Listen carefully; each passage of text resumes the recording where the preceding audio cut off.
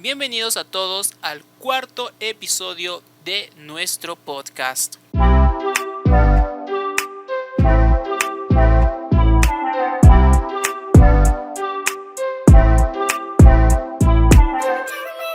Bienvenidos a todos al cuarto capítulo de Mi Primer Nivel de Inglés, el podcast.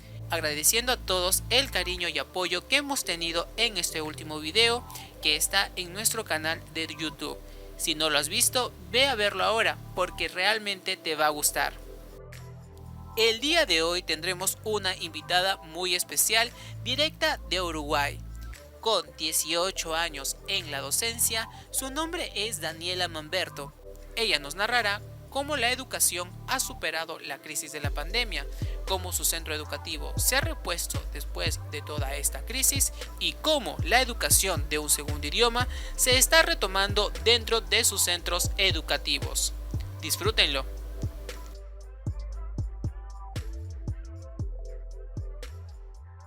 Muy buenas noches con todos, mi nombre es Cristian Neira y nuevamente estoy con una docente a nivel global, donde estamos trabajando en mi proyecto de Mi Primer Nivel de Inglés, donde buscamos cambiar las metodologías de los cursos educativos en el proceso del segundo idioma.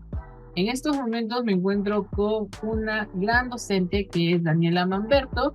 Ella es de Uruguay y ella tiene 18 años dentro de la carrera. Muy buenas noches, señorita Mamberto, ¿cómo se encuentra? Muy bien, Cristian, muy bien, muy bien. Un gusto de estar aquí y de poder ser entrevistada por vos y de poder aportar algo a la docencia en general. Muchas gracias, de verdad. Tu apoyo nos ayuda mucho a mejorar lo que es el concepto de las nuevas metodologías, porque sabemos cómo está la situación en la educación a nivel mundial, ¿no? Vamos a iniciar entonces con la primera pregunta, y que a ti como docente, ¿cómo encuentras tú la educación en tu país? Bien, creo que ha habido como una especie de antes y después con el tema de la pandemia, ¿no? Uh-huh. Nos hemos tenido que reformular, adaptar, crecer de alguna manera, porque yo en la docencia primaria, en general no estábamos acostumbrados a las tecnologías y con el tema de la no presencialidad tuvimos que darle desde ese lado. En general yo creo que primaria está bien. Los docentes de primaria han sabido sobrellevar y contrarrestar todo lo que generó la pandemia. Estuvimos codo a codo las 24 horas del día porque éramos full time y creo que en ese sentido la educación está bien. Siempre hay para mejorar, ¿no? Pero bueno. Claro. Y justo hablando de eso de la pandemia, hubo este fenómeno que gracias a la llegada nos tuvieron encerrados, ocurrió toda esta situación, todas las metodologías pasaron a ser sobre todo teóricas, ¿no? Tuvimos full teoría, solo la explicación en pantalla y ya no había actividades prácticas como tal.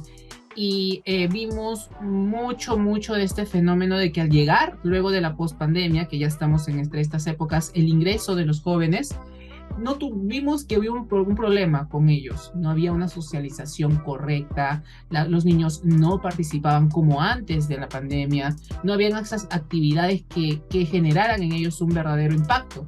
¿Tú cómo ves esta situación dentro de la educación allá? Bueno, en ese aspecto sí, ha habido a ver, yo te explico, yo soy docente de grados chicos. Pasaron 2 años en los que los niños arrancaron la pandemia con 5 años y terminaron la pandemia con 7. Un tiempo muy importante para ellos, en el que el tema de lo corporal, del desarrollo que uno tiene desde lo físico con el niño, estuvo omitido. Claro. Entonces hubo como que parecía que ahí en ese aspecto teníamos que empezar de cero, ¿no? Eso fue lo que pasó con respecto a eso, con lo que vos decís de la práctica, de lo que se hace el cuerpo a cuerpo de todos los días. Es ahora como un cuesta arriba, pero bueno, hay que hacerlo. Claro, y mira, por otro lado también tuvimos el tema de los padres de familia, ¿no? Tuvimos, por ejemplo, se reincorporó, se pudo decir, las primeras actividades presenciales, pero hubo esta perspectiva de solo tomar los cursos más importantes, ¿no? Empezar con los cursos más importantes, con los que más tenían peso, se podría decir.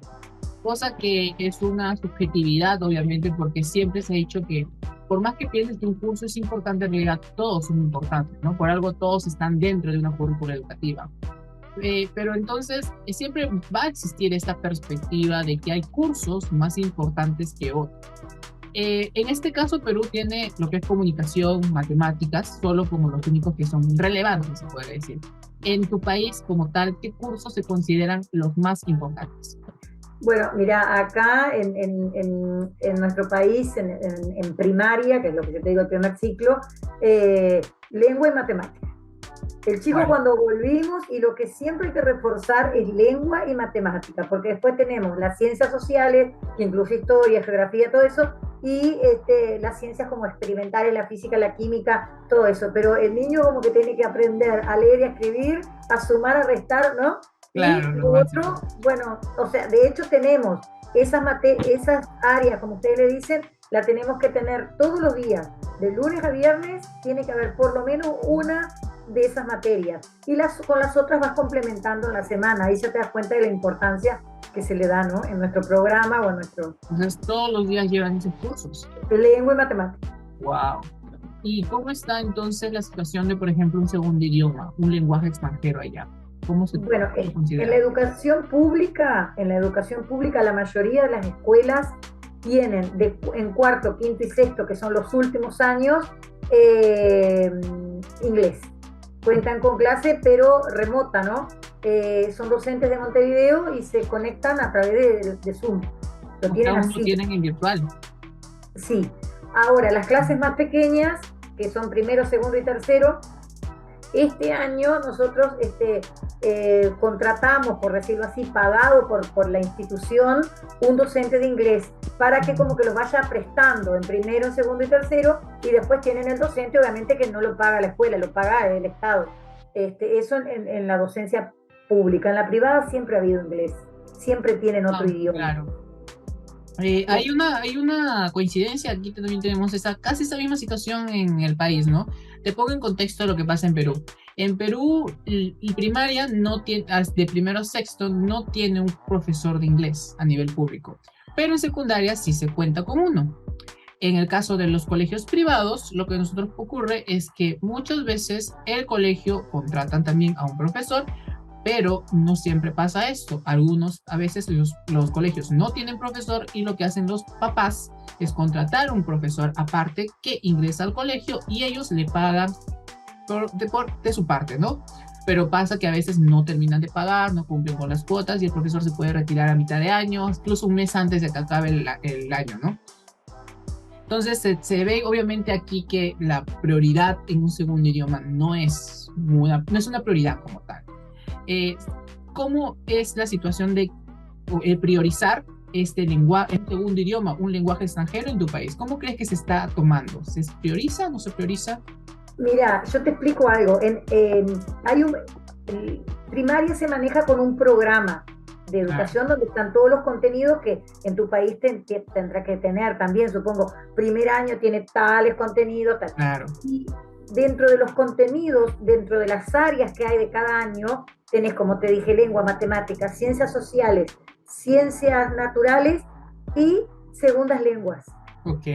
Está en el programa. Lo que pasa que se ha implementado no desde hace mucho tiempo, pero vos mirás el programa de primaria y tiene una segunda lengua, que es el inglés, desde hace años, pero obviamente que no lo dan con la misma prioridad que matemática y la otra lengua, pero está en el programa, o sea que desde ahí partimos desde que se supone que es importante. Ahora, que se haya instrumentado la práctica, no fue desde el principio que está el programa, ¿no? Ha sido paulatino. Ahora yo creo que vino para quedarse, ¿no?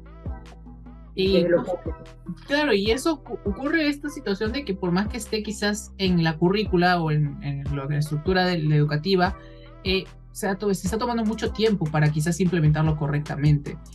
Una de las situaciones, por ejemplo, aquí que pasa en Perú, es que un estudio reveló que solo 4 de cada 100 personas dominan el inglés. 4 de 100 peruanos. Entonces estamos hablando de una cantidad muy mínima. ¿qué ocurre? Muchas de estas situaciones se reveló que las personas recién ingresan a estudiar o tener interés por el inglés a partir de los 15, 16 y muchas veces ingresan recién en la universidad para poder estudiar un segundo idioma. Por lo tanto, si teniendo 15, 16 ya están entrando un segundo idioma, los aturde, los perjudica, ¿no? Porque no están acostumbrados como tal.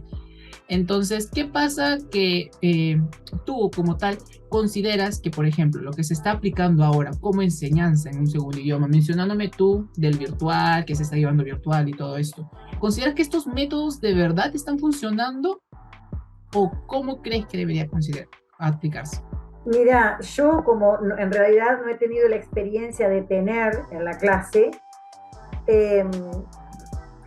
a mí me parece que no es como ir a un instituto. Claro. Porque primero, no lo tenés con la misma frecuencia, no es lo mismo tener como lo que pasa acá en Uruguay es que no en esto que te cuento, lo tenés virtual. Nosotros tenemos una pantalla enorme en la escuela y un salón que es la hora, pero no es yo siento que no tiene tanto impacto ni tiene el mismo grado de enseñanza, sin desmerecer, ¿no? Porque es mi enseñanza pública, pero no tiene el mismo impacto en el alumno que si va a un instituto privado, solamente de inglés. Claro. Se me ocurre, ¿me entendés? Que además que creo que lo toman como algo secundario. Y sobre todo, los colegios como que son los que te dan ese poquito para que te vayas acostumbrando, ¿no? El problema es que cuando la gente va al instituto, que no ha probado el inglés poco a poco, no ha sentido como tal, se siente tan atorado, se estanca en realidad, ¿no? Perdón, ahí, según lo que vos decís, me parece bien desde el punto de que un chico que va a los 12, 13 años a un instituto privado, por lo menos tiene alguna noción, no parte de cero, tiene algo, sabe, no sé, pero algo sabe, y arrancar como si fueras una tabla rasa que no tenés ni idea de lo que te están diciendo. Por ese lado, bueno, está bueno, han tenido un contacto con otra lengua. Ahora, ¿en qué profundidad? Me deja las dudas. Has hablado bastante del sector privado, obviamente, ¿no? Pero cuando hablamos del sector público, por ejemplo, aquí en Perú, el sector público nivel primario, no tiene un contacto en absoluto con el inglés. Entonces, o sea, en los colegios, no hablan de los colegios.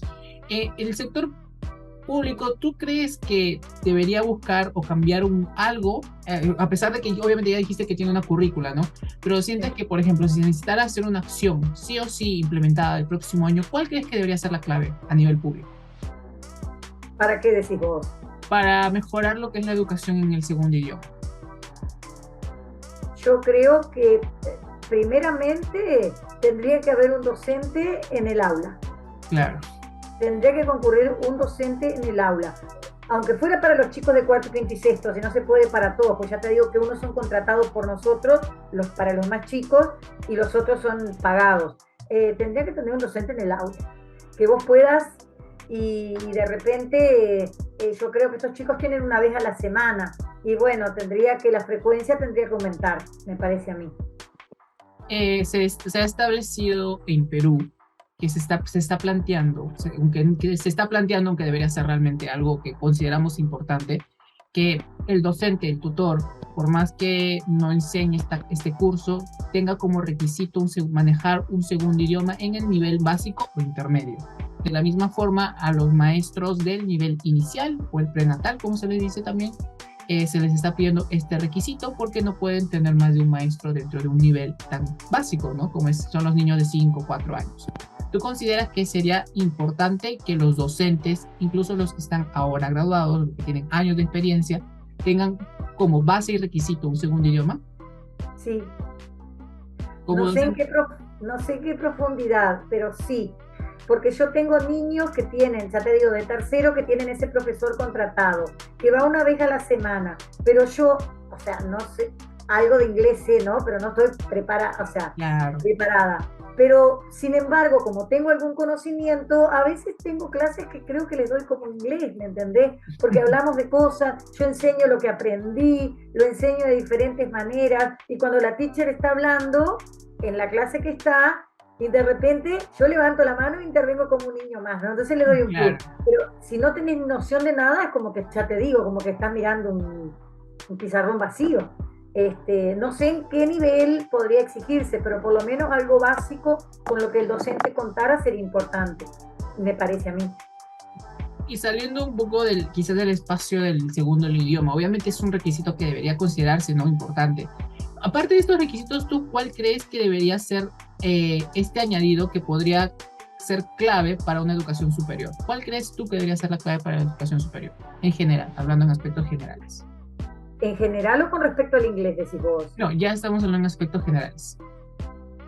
¿Pero que debiera tener el docente? No, no Sí, entendí la pregunta. claro, ya hablando de los temas generales, justo hablando de del regreso a clases, sabemos que esto es un tema que obviamente ha chocado a los niños, están aprendiéndose a acostumbrarse, para poder retomar quizás no lo que ya está de la pandemia, porque antes de la pandemia, porque eso es un tema pasado, ¿no? Sino adaptándose a esta nueva realidad. ¿Tú cuál crees que sería clave para recuperar esta educación superior? Mirá, en Uruguay se está implementando una reforma a la educación, ¿no? Este año, que ha sido muy discutida, porque nosotros trabajamos por contenidos. Nosotros tenemos, como decís, una currícula y tenés determinados puntos en cada área que tenés que como que cumplir. Bien, ahora se está intentando reformar eso y que en lugar de trabajar por contenidos, va a existir un nuevo programa que se va a trabajar por competencias. Ok. Comunicación, ciudadanía, creatividad, eso va a ser el objetivo que yo tengo que perseguir. Claro. ¿Qué voy a usar para eso? Para lograr que el chico logre la competencia, por ejemplo, comunicación. Y bueno, voy a usar los contenidos, usaré la matemática, pero no al revés, ¿no? Que creo que está bueno. Está criticado porque como todo cambio, ¿no? Lleva su tiempo de adaptación, sus críticas, pasa siempre y va a seguir pasando. Pero creo que el hecho de que el chico aprenda por competencias me parece bárbaro. Claro. Escriba más, escriba menos, lea más, lea menos. El niño tiene que aprender a desarrollarse en el mundo en el que vive. Para eso tiene que aprender a comunicarse, a ser un buen ciudadano, a tener creatividad, a todo eso. A eso se le va a dar prioridad. Y me parece que venimos bien por ese lado, aunque es discutido, ¿no? Terminando la entrevista, algo que obviamente hemos hablado ahorita es tu objetivo como docente, ¿no? La última pregunta sería, tú como docente, ¿cuál para ti es la misión que tienes hacia tus alumnos?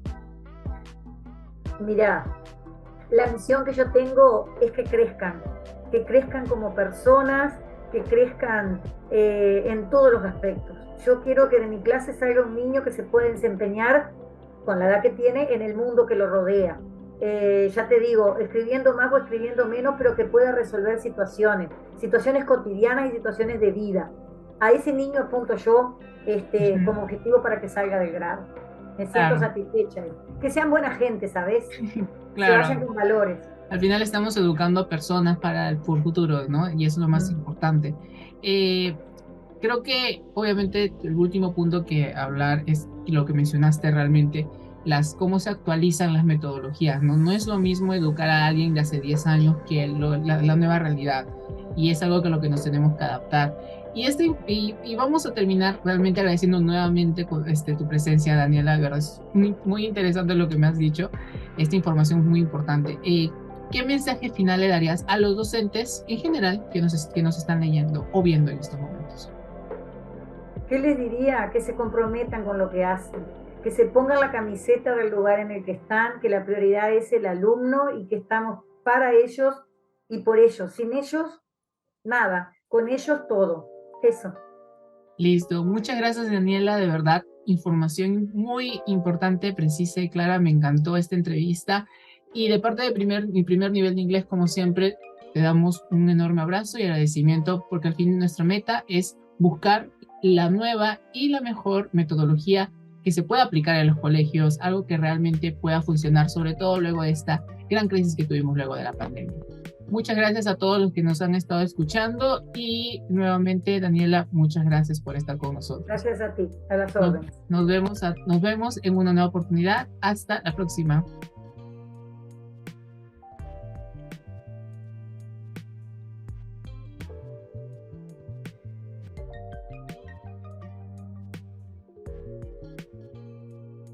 ¿Te gustó el video de hoy? No te olvides darle like, compartirlo y seguirnos en todas nuestras redes sociales. Nos vemos en el siguiente episodio. Mi primer nivel de inglés sigue practicando con nosotros.